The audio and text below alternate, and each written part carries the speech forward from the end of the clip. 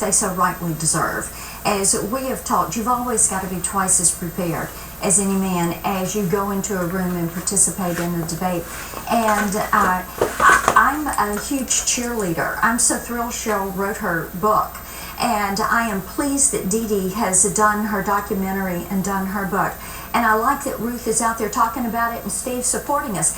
And, you know, I think that what women have to do is realize it takes all of us pushing and being that trailblazer, pushing through that ceiling in order for others to come along on that path. Somebody's got to go first. Let me define it as simply as I can what I think the major thrust of this advice is from Sheryl Sandberg. What does leaning in mean? She talks about it with Norah O'Donnell on 60 Minutes over at CBS this evening. Here's a piece of that. They start leaning back. They say, oh, I'm busy. I want to have a child one day. I could possibly, take on any more. Or I'm still learning on my current job. I've never had a man say that stuff to me. You're suggesting women aren't ambitious. I'm not suggesting women are ambitious. Plenty of women are as ambitious as men. But I am saying, and I want to say it unequivocally and unapologetically, that the data is clear that when it comes to ambition to lead, to be the leader of whatever you're doing, what is that? Men, boys outnumber girls. What is that? So the point is that women, she argues, lean back too often, too early. What is that crap around your face? The table. So my understanding of it is to say, look, she's saying ignore how's that Pentecostals doing colleagues or the messages they're sending you. Ignore a lot of the societal messages about leaning back as a woman and really lean in here at work in your career. Yeah, I think one of the things that she does, we're all very familiar with the external obstacles to women's success. Marcia was just talking about one of them, which is that you expect it to be twice as good. But what she really focuses on, because she acknowledges every single one of those and says she's bumped up against every single one of them. But what she's really focusing on is what are the internal obstacles that hold women back? What do we do to ourselves? And we all know those are true too. Women don't raise their hands for promotion. They don't raise their hands to run for office. I don't know why you ran, but so many women think, well, if I just wait a couple more years, if I just become a little bit more of an expert on this policy issue, I'll be ready to run. When they're really ready, and the men who are less prepared are already out there in the campaign. Women who are executives see all the time, and the women who they think are talented and qualified are not promoting themselves or not doing what the men are doing in order to try to get that next big job. So they need to do it.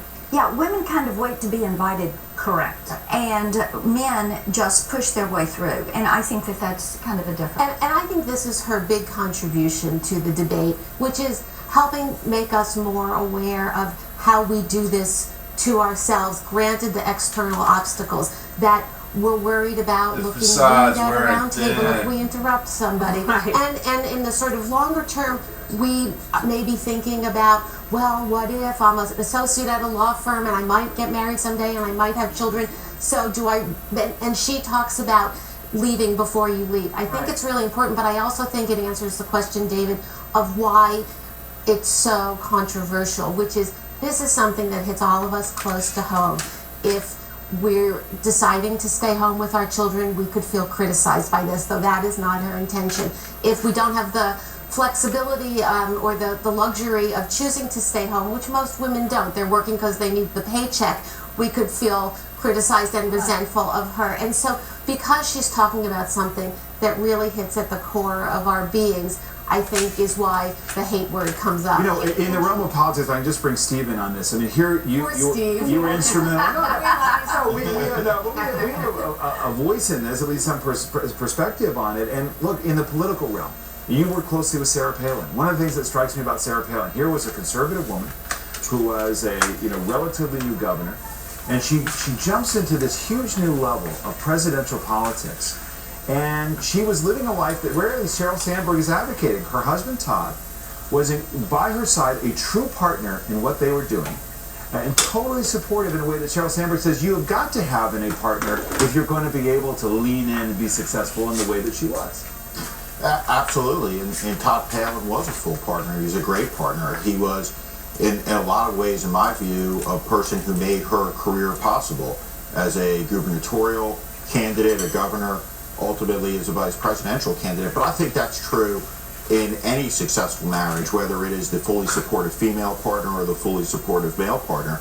The reality is no one knows what goes on in anyone else's marriage, but for there to be success, for there to be happiness on this one lap around the track we all get. You want to have full partners. In any organization where women are not at the table, where the skewed male.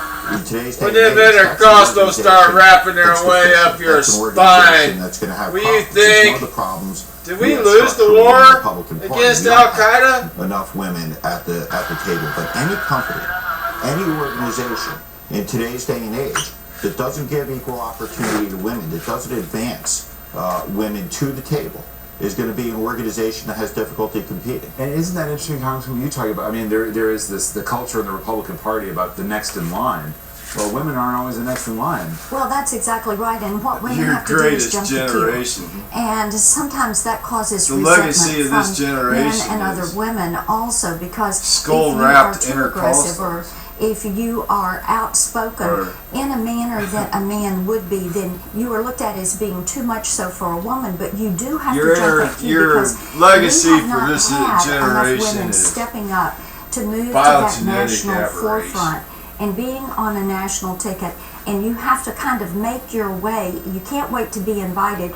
You have to go back and build on the skill set that you have, and as Ruth is talking about. And then you have to have not only a supportive husband, but a supportive family. That skull and tell me about women leadership. Success correlates negatively with likability. The more successful you are, the less likely you are for a woman. For a woman, not for a man. There's no problem being a successful man. And that women just have to bite the bullet on that cultural reality. But does that mean have to be more like a man? I mean, that's what the article points out. Like, she's saying that that women should act more like a man in the workplace. Well, no, I don't think that's what she says. I think what she's saying is you need to be aware of that negative correlation between success and likability and figure out your own way to navigate it. You're interrupting me, and that is really very unattractive in a woman.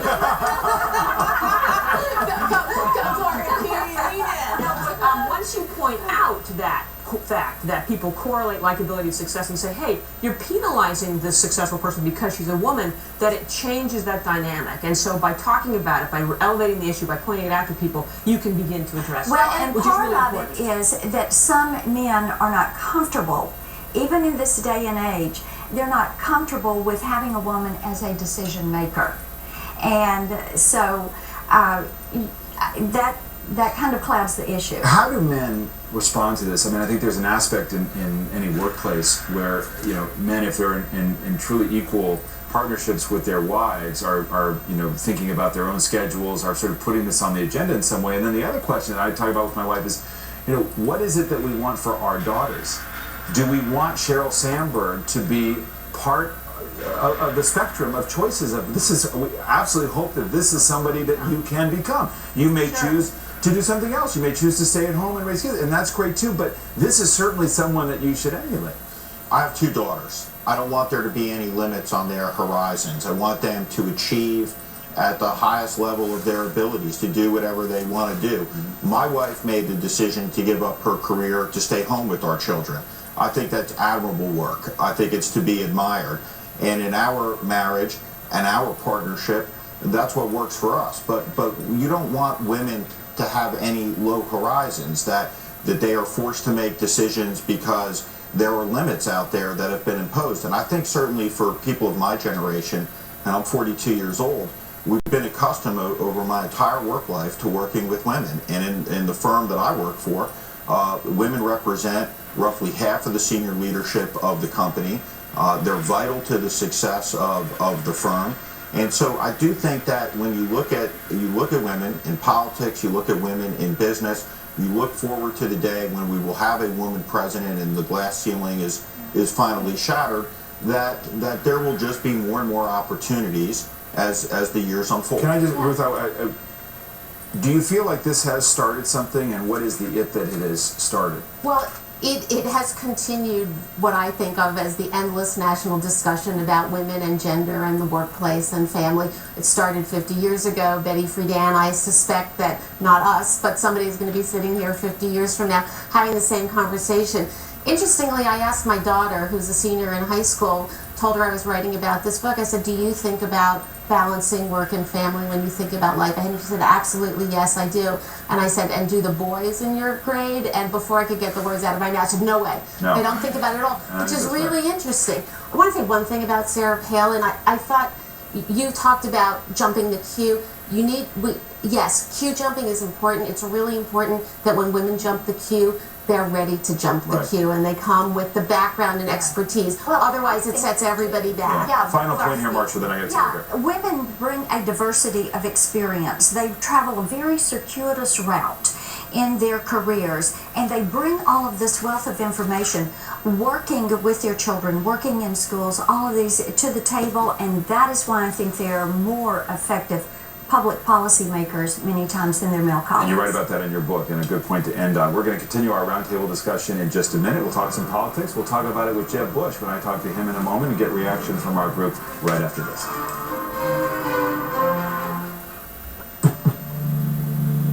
It's got performance with efficiency. It's got all you want in a car as alive as you are. Introducing the supercharged V6 and turbocharged 4-cylinder engine that gets 30 miles per gallon highway from Jaguar. At last, you can roar responsibly. Jaguar. Right now, drive something extraordinary at your local Jaguar retailer. You've created your own path through life so far. And Northern Trust goals-driven investing can help you stay on course. We align your assets and risk preferences with each of your specific goals, creating a fully customized plan, one with the flexibility to evolve with your needs. You are uniquely you. Shouldn't your investment plan reflect that? Expertise matters. Find it at Northern Trust. It's time to make a change. So starting now, we begin a new chapter. One where two companies take the best of themselves to create something better. And when all is said and done, we'll have not only become a bigger airline, but also something so much greater. So let's introduce ourselves to the world. Not again, but for the very first time. The new American is arriving. Revolutionizing an industry can be a tough act to follow, but at Xerox, we've embraced a new role. Working behind the scenes to provide companies with services, like helping HR departments manage benefits and pensions for over 11 million employees, reducing document costs by up to 30%, and processing $421 billion in accounts payables each year, helping thousands of companies simplify how work gets done. How's that for an encore? With Xerox, you're ready for real business. Tomorrow, where TV characters always tackled life head-on. Now, Valerie Harper shares with Savannah how she's bravely facing cancer and inspiring others to live for each day. A Today exclusive tomorrow. Stop suffering with back and neck pain. Advanced Orthopedic Center's new Center for Spine is dedicated to spine care. If you've thought about seeking help or have had prior treatment that has not helped, you have options. Therapy, medication, minimally invasive techniques, or surgical solutions that can put an end to your pain. Get relief. Call the Center for Spine today. 941-63-SPINE. Advanced Orthopedic Center. Repair, restore, recovery. The economy's up. Now could be the best time to buy or grow. Preferred, your local bank says yes faster. We'll prefer Community Bank. Count on Kelly Burns, only on NBC TuneIn. We are back, and we're still talking about Sheryl Sandberg's book, but we're going to move on. We're going to have to get this conversation going again because there's a lot more to do. Earlier this week, I spoke with former Florida Governor Jeb Bush, who's out with a new book aimed at tackling the controversial issue of immigration. And, of course, we talked about his political future as well. Here's part of that conversation. You write in your book, and it's a fairly hard line, a grant of citizenship, and that's the important word, a grant of citizenship is an undeserving reward for conduct that we cannot afford to encourage. You got some tough press treatment in all of this week. Yeah. As you talked about your book, the Miami Herald, Jeb Bush reverses stance on immigration, no citizenship path for undocumented. The National Journal, Jeb Bush's poorly timed flip-flop on immigration. Politico, Bush takes a U-turn on pathway to citizenship. I reviewed some of the things you said before. Why did you change your view on this? First of all, my view has been that in order to get comprehensive reform, we could take either path to citizenship or a path to legalization. The important point is that illegal immigrants should not get better benefits at a lower cost than people that have been waiting patiently. So assume we pass the law this year, and I hope that's the case. 5 years from now, we should look back, and there should be fewer people coming illegally because we have an open legal system. Both of those paths could create that as long as you change the rest of the system as well. So what's going Besides on them intercostals, right Governor, now is very positive. I support what the immigration policy would be this: Kane and Flake are doing with their Democratic double the number naturalized if they can find every a way year, to get to a path to citizenship and cut the cost to be naturalized in half. Try to get people that were against reform to be for it. It is a place where I think a lot of conservatives should feel comfortable that there's a way to do this. Breaking 3-4 Jeff at Jeffs.com. There's obviously a political component to this about who wants walking, talking, breathing, and thinking. After Romney lost, a lot of focus on the Hispanic vote in this country and the Republican Party. Double the number to be naturalized every year, and that would be 500,000. After he loses is. And cut the cost to be naturalized in half. Certain members of his base coalition give them extraordinary financial gifts. There's no new path for the people that are already here. They've had de facto amnesty for 30, 40, 50 years. Illegal immigrants who are now in this country. Double the amount of people naturalized and cut the cost in half. That would deeply hurt the Republican Party's chances of winning national elections. No, I don't believe that. I mean, if you look at Asian Americans, for example, in general, they have higher income than the median of our country, more intact families, more entrepreneurship. You don't say anything about the amount of people being naturalized, and they supported President Obama 75 to 24. Higher margins than with Hispanics. I think there's a problem that's a little bit bigger, and it goes back to my belief that we need to be offering a compelling alternative. An alternative that says that the lack of social mobility needs to be addressed not by higher taxes and more government, but giving people the tools to rise up and to be successful. That an opportunity society is the path that we should be on, and that aspirational message could convince a lot of people that right now are supporting a more stasis kind of approach. But we have to have the alternative. We have to actually advance the cause of freedom and of entrepreneurship and of building capacity so people can freely pursue their dreams as they see fit. Should it be disqualifying for a candidate in the future if they've hired an illegal immigrant? Should that disqualify their run for office? I don't know. That's above my pay grade. I wonder whether or not we've lost. Try hard to make sure that they hire legal workers. It's the law. In 1998, your father wrote a letter where he talked about your winning as governor of Florida, made it quite clear that you were, without any doubt, going to become a major political figure in the country. I, of course, know the family by covering your brother in the White House for 8 years. And the joke, I don't know if it's true, was always that your mom always thought it was going to be you before it would be him who'd be president. Do you think about not disappointing mom as you think about a run for higher office?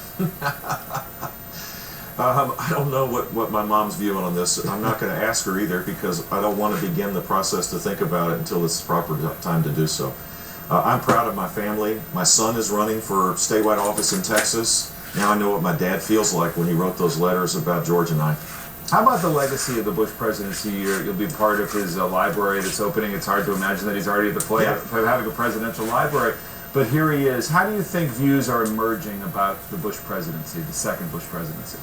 Well, I mean, it's hard to see. I can only attest to how people view my dad now.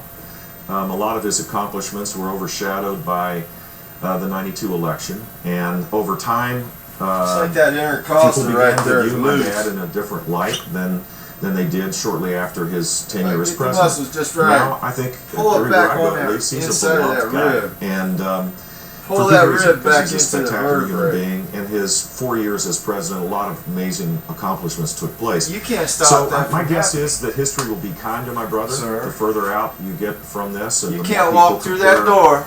His Come up tenure to me. to what's going on now. And tell me, I Jeff, think history will be kind to George W. Your Bush. intercostals won't Before I pull let you go, loose. who's the hottest Florida politician right now? Is it you can't do or that. Marco Rubio? Who are we more likely to see in the White House?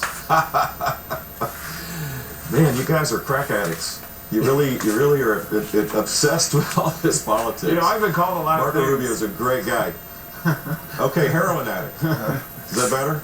I mean, put aside the politics for a moment. We've got big challenges. No, I don't think so. That's nothing to joke about. There's a lot of credit for it. I'm very proud of it. All right, well, more questions. What did Al Qaeda convince you to do? Take care. We can't put aside the politics. It's just not possible. We're back with our roundtable. Steve Schmidt, interesting week for 2016 potential candidates. We put them on our corkboard here. Everyone from Rand Paul and then Jeb Bush. A lot of activity. How did Jeb Bush come out of the gate if that's what this was? Well, he had a rough week politically because he reversed his position on immigration, but it won't matter in the long run. He's not the first politician to do a flip-flop, getting ready for a presidential run. But it's important to remember, he's always been a voice of reform. He's one of the deep policy thinkers in the Republican Party. Extraordinarily effective governor of the state of Florida. And if he decides to run for president, somebody gonna come tell me that they can stop these intercostals from coming loose in my ribs. Praise, really, a bipartisan praise for Rand Paul as really beginning something of a more youthful, grassroots conservative movement that could end up being a run in 2016.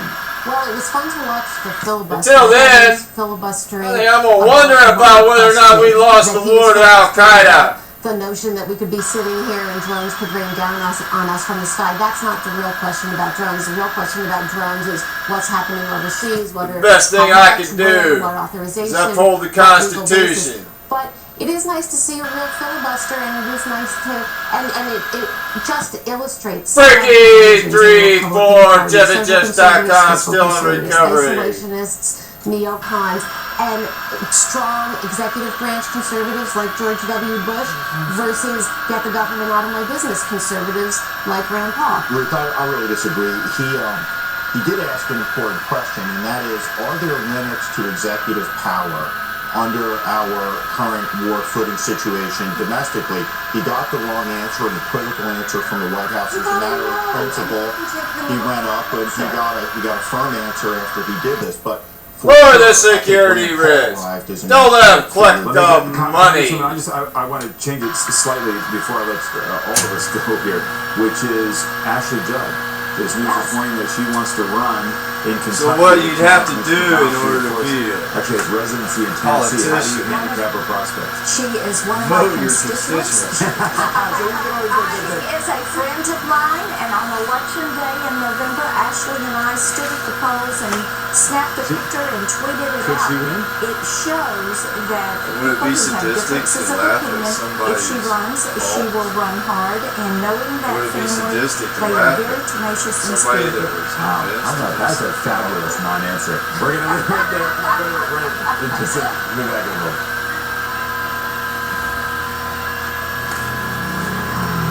This. What would a politician do? Introducing the all-new in these modern times. Pathfinder.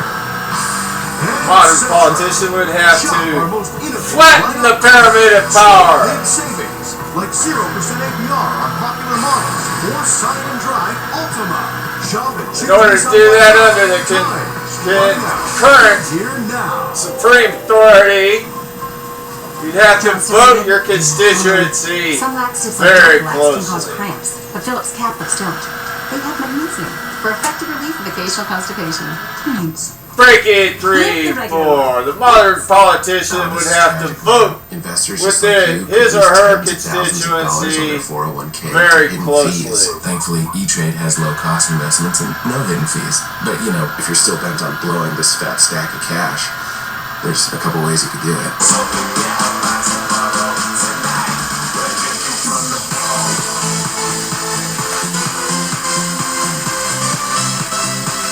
Go to E-Trade and save it. Boom. We're drinking from the Look, every day we're using more and more energy. The world needs more energy. Where's it going to come from? The thing about it is that that's why right here in Australia, Chevron is one of the biggest natural gas projects in the world. Enough power for a Singapore for 50 years. They been busted. Natural gas is the cleanest conventional fuel there is. We've got to be smart about this. It's a smart way to go. They're registered to vote.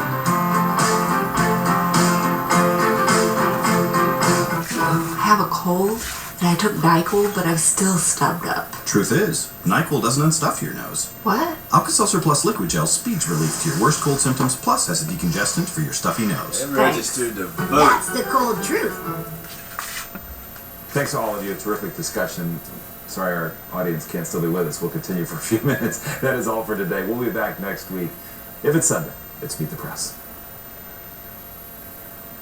With the Spark Cash Card from Capital One, Boris earns unlimited rewards for his small business. Can I get the Smith contract, please? Thank you. It's 3 new paper shredders. Put them on my Spark Card. Boris's small business earns 2% cash back on every purchase, every day. Great businesses deserve unlimited rewards. Read back the chicken's testimony, please. Get the Spark Business Card from Capital One and earn unlimited rewards. Choose 2% cash back or double miles on every purchase every day. Told you I'd get half. What's in your wallet? You know what's impressive? A talking car. But I'll tell you what impresses me. A talking train. This GE locomotive can tell you exactly where it is, what it's carrying, while using less fuel. Delivering whatever the world needs, when it needs it. After all, what's the point of talking if you don't have something important to say?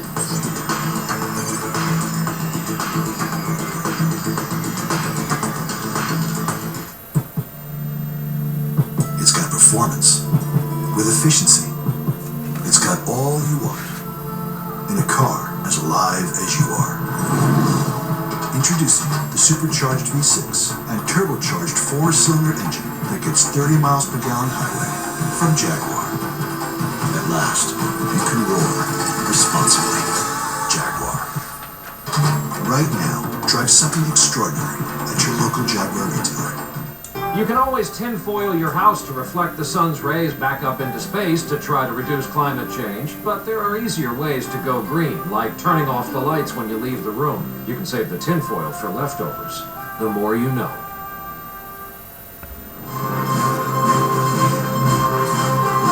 Frankie347jeffandjess.com. Commentary with jeffandjess.com. J-EFFS.com. For Jeff Total.